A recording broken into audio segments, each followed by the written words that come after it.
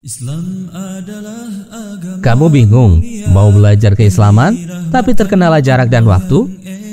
Atau kamu bingung mau belajar keislaman tapi yang ringkas dan mudah dipahami? Nah, kami tahu solusinya. Ayo ikuti program Kuliah Studi Islam atau KSI Online bersertifikat. Program ini telah diikuti oleh 100.000 lebih peserta dari seluruh Indonesia loh. Dan program ini 100% gratis. Kenapa sih kamu harus bergabung di program Kuliah Studi Islam atau KSI Online ini? Pertama, kedua, ketiga,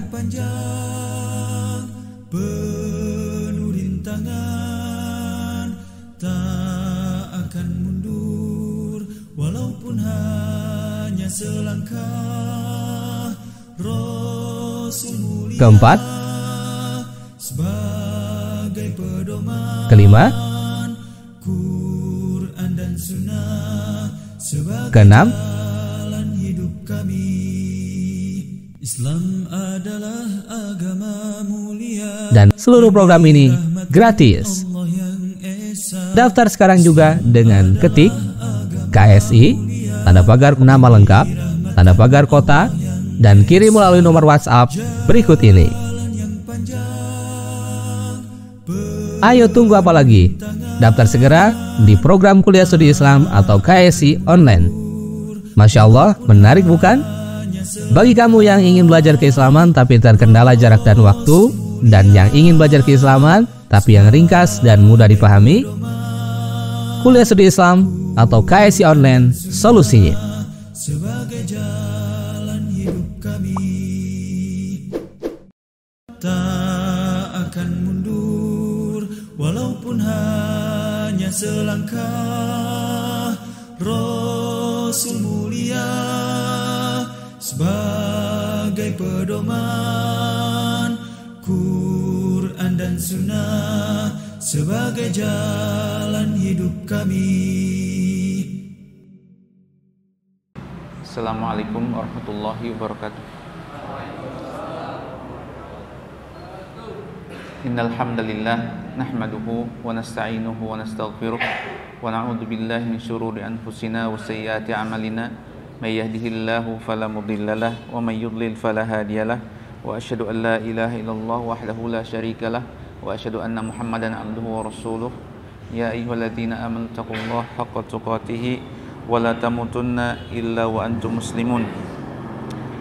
Amma ba'du, ikhwati al-fadil, teman-teman sekalian yang dirahmati Allah Subhanahu wa taala, di pagi hari yang cerah ini alhamdulillah kita bersama-sama bisa bertemu kembali di Masjid Ali ini, dan mudah-mudahan Allah Tabaraka wa taala menjadikan pertemuan kita dan penyimakan kita terhadap materi menjadi pemberat kita di mizan hasanat kita di akhirat nanti. Kita sama-sama akan sejenak ya mentadaburi surat dalam Al-Quranul Karim, beberapa ayat dalam surat Al-Mu'minun yang terkait dengan sifat-sifat orang-orang mukmin. Dan Al-Quranul Karim banyak sekali menjelaskan terkait dengan karakteristik atau sifat-sifat orang-orang mukmin dan orang-orang muslim atau orang-orang yang istiqomah dalam menjalankan agamanya. Dan itu merupakan motivasi agar kita semua mencapai itu semua, atau berusaha untuk paling tidak mengimbangi dari ayat-ayat yang Allah Subhanahu wa taala terangkan atau sajikan di dalam Al-Quranul Karim. Sebagaimana kita ketahui sebelum masuk ke pembahasan, bahwa iman itu merupakan satuan yang melekat dalam diri kita. Jadi iman itu merupakan 3 unsur ya, yang kita harus penuhi tiga-tiganya. Ada unsur hati, kemudian ada unsur lisan, ada unsur perbuatan. Ini merupakan konsep utuh dalam diri seorang muslim atau dalam agama kita. 3 unsur ini, sehingga 3 unsur ini kalau ada yang luput maka tidak jadi seorang muslim atau tidak menjadi seorang mukmin. Luput sisi hatinya atau dimensi hati qalb, maka ini menjadi orang yang munafik, mengucapkan keislaman, melakukan amal perbuatan seperti orang Islam tetapi hatinya menolak. Itu orang-orang munafik. Atau seperti iblis yang halal di perbuatan atau amalnya. Dia yakin kepada Allah, kemudian juga menyatakan bahwa Allah itu adalah Rabb dan sebagainya. Sehingga iblis ini juga pernah menyatakan sifat Allah tabaraka wa taala, izzahnya, wa bi izzatika fa bi izzatika la ughwiyannahum ajma'in atau la ughwiyannahum ajma'in, atau rabbi anzirni ila yaumi yub'atsun, mengakui rububiyah Allah dalam hatinya juga dalam lisannya, tetapi tidak memenuhinya dalam poin perbuatan. Nah, kita orang mukmin kalau menjadi mukmin sejati maka harus memenuhi 3 unsur tersebut. Yang menjadi kunci adalah kalbunya. Kalau kalbunya sudah baik, insya Allah akan menjadi pengaruh, berefek baik kepada lisan dan juga perbuatan. Jadi itu semua yang harus kita perhatikan. Nah, ini ada beberapa poin ataupun sifat karakteristik mukmin yang diterangkan oleh Al-Qur'anul Karim dalam surah Al-Mu'minun. Allah Ta'ala berfirman, qad aflaha al-mu'minun alladzina hum fi salatihim khashi'un walladzina hum 'anil lagwi mu'ridun walladzina hum lizzakati fa'ilun walladzina hum li furujihim hafizun illa 'ala azwajihim aw ma malakat aymanuhum fa innahum ghairu malumin faman ibtagha wara'a dzalika fa ulaika humul 'adun walladzina hum li amanatihim wa ahdihim ra'un walladzina hum 'ala salawatihim yuhafizun ulaika humul warithun alladzina yarithuna al-firdausa hum fiha khalidun. Nah, di antara sifat-sifat mereka ini kaum mukminin dalam ayat karimah atau ayat yang mulia ini, yang pertama adalah al-khusyu' fis shalah. Jadi khusyuk dalam salat. Apa yang dimaksud dengan khusyuk fis shalat ini? Ada hadis Nabi SAW terkait dengan ini. Jadi tidak ada seorang mukmin yang salat atau mendapati waktu salat kemudian dia memperbaiki wudunya dan memperbaiki juga khusyuannya dan ruku'annya, kecuali salat tersebut menjadi kafarat bagi dosa-dosanya yang telah lalu selama dia tidak melakukan dosa-dosa besar. Artinya salat seorang menjadi diterima atau berharga atau menjadi pahala itu ketika dia memperhatikan wudunya, kemudian juga amali atau rukun-rukunnya seperti ruku dan sebagainya, plus ada khusyuknya. Artinya ketika sholatnya sudah bagus secara gerakan, wudunya juga sudah dipenuhi, kemudian kurang khusyuknya ataupun tidak khusyuk, maka sholat tersebut mafhumnya adalah tidak bernilai. Artinya khusyuk ini salah satu kunci dan kesatuan sholat menjadi ibadah yang berkualitas. Artinya ketika tidak ada khusyuk maka ibadah tersebut tidak berkualitas. Dan khusyuk ini dituntut di dalam diri seseorang ketika sholat, karena beberapa alasan. Yang pertama, kenapa kita harus khusyuk? Pertama adalah tujuan sholat ini adalah untuk zikrullah, litadzakkur Allah tabaraka wa ta'ala, untuk mengingat Allah subhanahu wa ta'ala. Waqimis sholata lidzikri, dirikanlah sholat untuk mengingatku. Ketika tidak ada khusyuk maka tidak ada zikir, tidak ada tidak akan mencapai mengingat Allah tabaraka wa ta'ala. Kemudian juga dari sisi alasan kedua, bahwasanya sholat ini memiliki rukun, kemudian juga memiliki wajib-wajibnya, kemudian juga memiliki sunnah-sunnahnya yang harus ditunaikan. Tapi itu semua adalah bukan maksud yang utama. Yang maksud utama atau yang menjadikan seorang ini mencapai kekhusyuan itu adalah hudurul qalbi. Ketika tidak ada hudurul qalbi, maka gerakan-gerakan tersebut, bacaan-bacaan tersebut tidak akan bermanfaat. Maka dari itu seorang dituntut untuk mengetahui atau memahami lafal-lafal yang diucapkan tersebut. Kalau sudah memahami, tahu terjemahnya, itu ada langkah kedua untuk mencapai khusyuk, itu tadabbur. Tadabbur merenungi apa yang kita baca dari bacaan-bacaan, kemudian surat yang kita baca.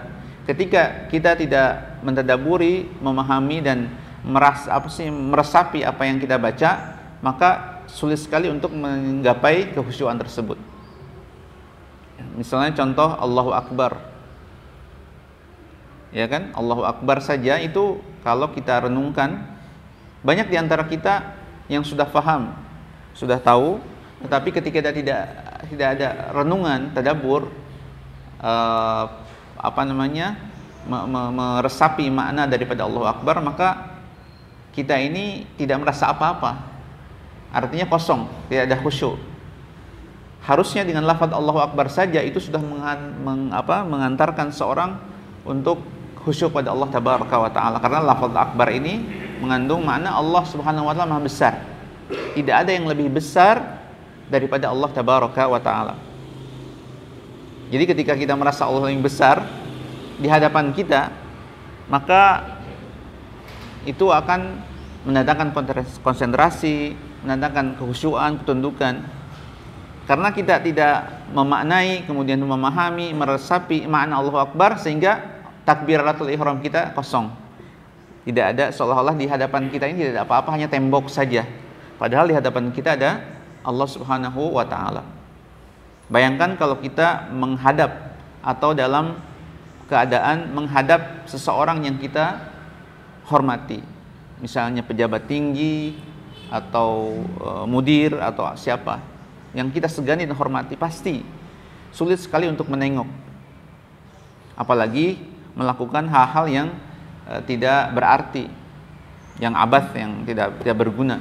Tidak mungkin, pasti segala ucapannya itu pasti akan kita dengarkan dan kita resapi. Nah, ketika kita tidak ada khusyuk, tidak ada hudurul qalb, maka salat kita tidak akan mencapai itu semua. Ya, semakin kita khusyuk, maka keimanan kita atau jati diri kita sebagai mukmin akan semakin terlihat dan terpenuhi, ya. Nah, jadi untuk mencapai hubungan baik dengan Allah Subhanahu wa Ta'ala dengan salat ini, karena salat ini adalah silat bainal abdi wa rabbih. Jadi dia harus menghadirkan hati di hadapan Allah Tabaraka wa Ta'ala ketika salatnya. Nah, walaupun syariah ini memaafkan ketika memang ketika ada ghaflah, ya, misalnya tengah-tengah sedikit lalai dan sebagainya, itu dimaafkan. Yang pasti dari awal kita sudah berusaha untuk menghadirkan hati kita agar kita bisa khusyuk dalam salat kita. Yang kedua adalah al-i'rad anil lagwi mu'ridun. Kita berusaha sebagai mukmin untuk berpaling dari segala bentuk al-laghu. Apa yang dimaksud dengan al-laghu di sini adalah kullu kalamin saqitin haqquhu an yulgha. Jadi segala sesuatu atau segala ucapan yang tidak bermanfaat, haqquhu an yulgha, yang layak untuk diabaikan. Kal kadhib wasyatmi wal hazal, candaan-candaan yang tidak bermanfaat, kemudian juga kedustaan dan cacian, ini semuanya adalah laghu. Dan bahkan dalam dalam ayat lain, lagun ini atau dalam konteks lain ini mencakup hal-hal yang berbau dosa, ya, seperti dosa besar, ya, seperti misalnya ghibah, kemudian dan lain sebagainya. Dan bahkan dalam konteks lain, lagun ini bisa diartikan syirik, kesyirikan. Jadi jangan sampai seorang mukmin ketika mendapati perkara-perkara yang tidak bermanfaat seperti riba, candaan-candaan yang berlebihan, apalagi hal-hal yang maksiat, ketika melewati itu jangan sampai ikut nimbrung, maksudnya mampir, ya kan? Sebagaimana sifat ibadur rahman dalam ayat akhir surah Al-Furqan, dia katakan bahwasanya wa idza marru bil lagwi marru kirama. Jika mereka melewati tidak sengaja hal-hal yang lagun, itu mereka marru kirama, meninggalkan itu, melewatinya dalam keadaan seperti orang-orang yang mulia, memiliki akhlak mulia ataupun wibawa yang sangat tinggi. Artinya orang-orang yang memiliki wibawa yang tinggi, orang-orang mulia, dia tidak ikut serta dalam lagun tersebut. Misalnya ada melewati obrolan-obrolan berbau ghibah, berbau lawakan, kemudian bahkan mungkin ada di situ ada pertunjukan musik atau apa, itu dia tidak mampir ketika tidak sengaja. Nah, orang-orang yang semacam itu ketika tidak sengaja saja tidak mampir, bagaimana dengan kita yang mengatakan kita ini mukmin muslim, ini sengaja untuk mendatangi tempat-tempat semacam itu yang penuh dengan laghu, ketidakjelasan, ketidakberfaidahan, bahkan kemaksiatan serta kemusyrikan, kita malah kita mendatanginya atau menontonnya atau membukanya. Karena kan kita sekarang dunia kita terbagi dua ya, ada dunia yang nyata, ada dunia maya ya. Ini juga perkara lagun ini syarat sekali dalam dunia sosial media. Ya, jadi sangat sayang sekali kalau seorang mukmin habis waktunya untuk perkara yang lagu, untuk scroll, untuk komentar, untuk apa. Padahal sebenarnya sosial media ini sebagaimana kehidupan nyata, ada, tergantung kita hanya menyikapinya. Jadi mereka ini atau apapun di lingkungan kita tidak dikatakan negatif murni. Gara-gara ada lingkungan semacam itu, kita menyalahkan lingkungan. Misalnya lingkungannya banyak musik, kita jadi suka musik, kita salahkan lingkungan karena banyak musik. Kemudian juga kita gandrung dengan sosial media berlebihan, nonton hal-hal yang diharamkan, kemudian kecanduan game, lain sebagainya. Kita salahkan sosial medianya, kita salahkan teknologinya. Padahal itu kembali kepada sikap kita. Sebagaimana di lingkungan kita banyak rokok, bahkan khamr, kemudian kita terjatuh pada suka merokok atau khamr, kita salahkan. Ya betul itu negatif, tetapi kita itu semua kembali kepada kita sendiri, kembali kepada pengendalian jiwa kita terkait dengan keimanan itu. Kalau segalanya kita salahkan, menjadi victim semuanya, berarti kita belum menjalankan keimanan secara baik. Keimanan kita itu banyak khalalnya. Semakin kita tinggi keimanan, semakin bisa menjalankan atau mencapai daripada sifat-sifat atau karakter yang Allah Subhanahu wa taala sebutkan dalam surat Al-Mu'minun di sini ya. Kemudian tathirum li anfusihim bi adai zakah. Mereka ini yang ketiga adalah menunaikan zakat. Ya, jadi zakat ini merupakan bukti. Dalam hadis dikatakan was-shadaqatu burhan. Sedekah di sini maksudnya adalah termasuk zakat, ya, innamas shadaqatu lil fuqara wal masakin dan seterusnya. Ini zakat terkadang dikatakan sedekah. Jadi sedekah ini merupakan burhan, bukti. Jadi zakat ini merupakan bukti kejujuran, asid, kejujuran seorang mukmin bahwa dia adalah beriman pada Allah Tabaraka wa taala, baik hatinya, ucapannya dan perbuatannya. Nah, ketika terkait dengan harta mereka sudah mencapai nisab, mencapai haul, ya, maka mereka dengan ketulusan kepada Allah akan memberikan zakat tersebut, menunaikan zakat tersebut dengan senang hati, tidak mesti dipaksa. Karena itulah ciri seorang mukmin ketika mencapai nisab dan haul, ya, dalam harta tertentu, maka dia akan menyampaikannya atau menunaikannya kepada untuk Allah Tabaraka wa taala. Sedangkan orang munafik, karena hatinya itu punya khalal dari tadi ya, kita jelaskan, mereka menahan hartanya dari zakat. Yang kedua, zakat itu memiliki faidah karena Islam ini selalu menjaga keseimbangan. Keseimbangan apa saja? Keseimbangan akidah, keseimbangan sosial, keseimbangan termasuk keseimbangan ekonomi, sosial. Jelas ya. Jadi zakat ini adalah tu'khadhu min aghniyaihim wa turaddu ila fuqaraihim. Diambil dari orang kaya kemudian dikembalikan atau disalurkan kepada orang miskin. Artinya menjaga keseimbangan. Biar yang kaya raya ini tidak terlalu biar terjadi keseimbangan saja ya, antara biar harta ini tidak terlalu berputar di orang-orang kaya saja, biar juga ada aliran, artinya bisa disalurkan kepada orang miskin. Nah, kemudian juga hifdzul furuj.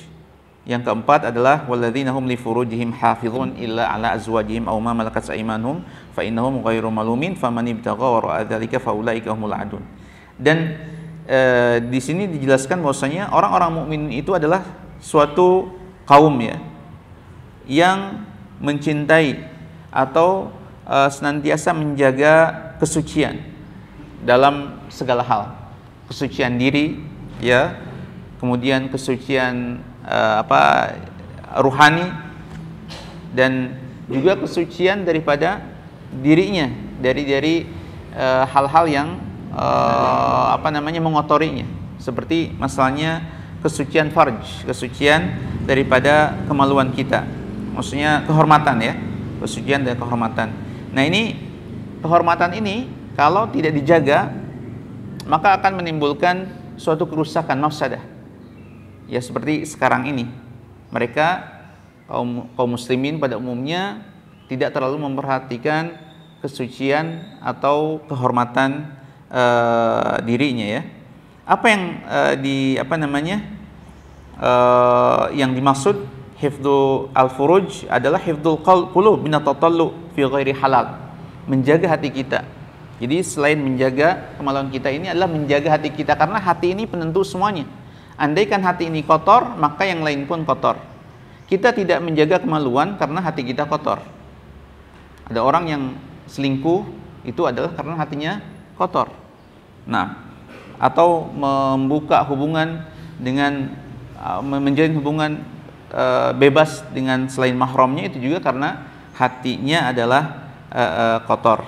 Nah, Islam ini menjaga hati-hati kaum muslimin, dan juga agar dengan menjaga hati-hati ini menjaga keluarga-keluarga mereka dari kerusakan ya, dari keretakan dan lain sebagainya, termasuk menjaga kemaluannya ya. Nah, di dalam hal ini tentu Islam menjaga itu semua melalui saddu ad-dara'i, menjaga atau menyumbat segala kemungkinan yang dapat merusak kehormatan farj tersebut. Di antaranya adalah dengan ghaddu al-basar. Sehingga kita sebagai orang-orang mukmin menjaga pandangan-pandangan kita agar hati-hati kita ini menjadi cenderung lebih bersih. Semakin kita meningkatkan ghaddul basar kita, maka semakin berpengaruh pada kesucian hati kita. Ketika kita melihat yang di luar yang tidak halal bagi kita, maka syahwat kita semakin liar. Nah, Islam menyumbat ataupun menutup celah-celah itu dengan dengan aturan, yaitu harus pertama ghadul basar. Yang kedua, aturan tentang maharim. Siapa yang boleh kita lihat, siapa yang boleh kita sentuh, siapa yang orang-orang yang boleh kita langsung berinteraksi dengan bebas itu siapa saja, dan ada juga yang tidak boleh langsung berinteraksi. Al-Qur'an Al-Karim ya, dalam surah An-Nur ya, tentang kewajiban ghaddu al-basar. Nah, untuk menjaga farj ini agar tidak disalahgunakan atau diletakkan kepada yang tidak halal, Islam ada beberapa aturan yang memang sangat apik sekali untuk menjaga itu semua. Yang pertama adalah Islam tidak menjadikan pernikahan ini sesuatu yang abadi.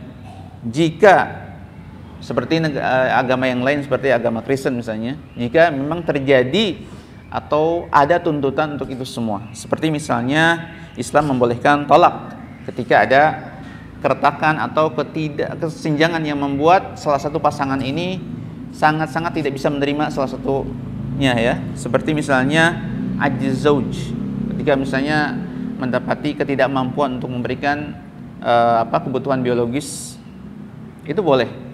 Dalam Islam boleh untuk bercerai. Agar apa? Kalau diteruskan kemudian salah satunya tidak bisa menahan itu semua, maka akan terjadi tidak ada menjaga farj. Dia akan tumpahkan atau salurkan syahwatnya ke yang halal, padahal ke yang haram, padahal yang halal pun masih ada, tapi yang masih adanya tidak berfungsi lagi dengan baik, sehingga dia cari jalan belakang. Famani ibtagha wara adzalik. Nah, ini Islam memberikan solusi. Demi apa disyariatkan tolak? Untuk hifdzu al-farj. Ya kan? Nah, kemudian yang kedua adalah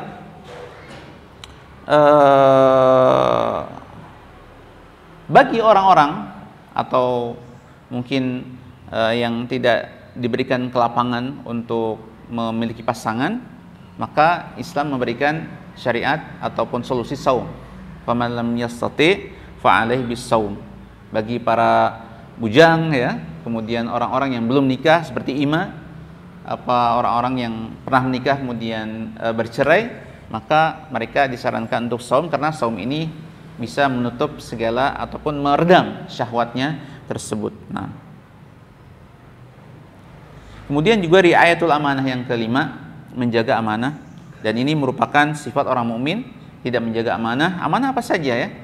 Akad seluruhnya juga amanah. Akad kerja, kemudian amanah rumah tangga, amanah janji, kemudian barang-barang yang dititipkan, baik itu secara personal maupun kelembagaan, itu semua amanah yang harus dijaga. Ketika kita menyalahgunakan amanah tersebut, fasilitas atau mungkin barang-barang tertentu yang kita amanahi dari personal, kemudian kita menyia-nyiakannya sampai hilang ataupun rusak, kemudian kita harus bertanggung jawab untuk menggantinya atau menjaganya. Ini sifat kaum mukminin. Nah, maka dari itu terkait dengan amanah ini, karena kita tahu bahwasanya amanah yang belum kita emban ini adalah suatu yang akan dipinta pertanggungjawabannya di hadapan Allah Taala. Amanah sekecil apapun, amanah pulpen yang kita pinjam, kemudian amanah barang-barang yang tidak terlalu berharga yang ditaruh, disimpan atau dititipkan kepada kita, itu semuanya amanah. Apalagi misalnya murid ataupun misalnya hal-hal yang lebih besar lagi, atau amanah jabatan, ini lebih besar lagi, skalanya lebih besar lagi, sehingga Nabi SAW pernah berbicara kan kepada siapa? Kepada Abu Dzar. Innaka dhaif ataupun lemah dalam hal ini, sehingga Nabi SAW dengan kasih sayangnya menegur sahabatnya untuk tidak meminta amanah jabatan dan sebagainya. Dan sekarang kaum muslimin yang mengaku dirinya muslim itu berebutan dan berlomba-lomba untuk diamanahkan pada dirinya amanah yang sebenarnya itu sangat berat. Nah, barakallahu fikum. Yang terakhir adalah al-muhafadzah ala as-salawat. Ya, ini mungkin kita renungkanlah, tanya masing-masing kita selama ini kita tahu bahwa salat ini wajib, komitmen kita sampai mana? Ya, sampai mana ketika mendengar azan, kemudian komitmen kita sampai mana kita ketika dalam perjalanan kita menjaga salat tersebut, apakah lewat apa tidak? Ya, ini juga jadi evaluasi bagi kita, apakah kita sudah menjaga sholat tersebut sesuai dengan tuntutan syariat ini. Semoga dalam pertemuan ini atau penjelasan tentang karakter kaum mukminin ini menjadi evaluasi bagi kita semua masing-masing, dan Allah Subhanahu wa taala berikan hidayah taufik kita untuk menjalankan ini semua dengan mudah ya, diberikan oleh Allah Subhanahu wa taufik kepada kita semua. Mohon maaf atas segala kekurangannya. Subhanakallahumma wa bihamdika asyhadu an la ilaha illa anta astaghfiruka wa atubu ilaik. Assalamualaikum warahmatullahi wabarakatuh. Tak akan mundur walaupun hanya selangkah. Rasul mulia sebagai pedoman, Quran dan Sunnah sebagai jalan hidup kami.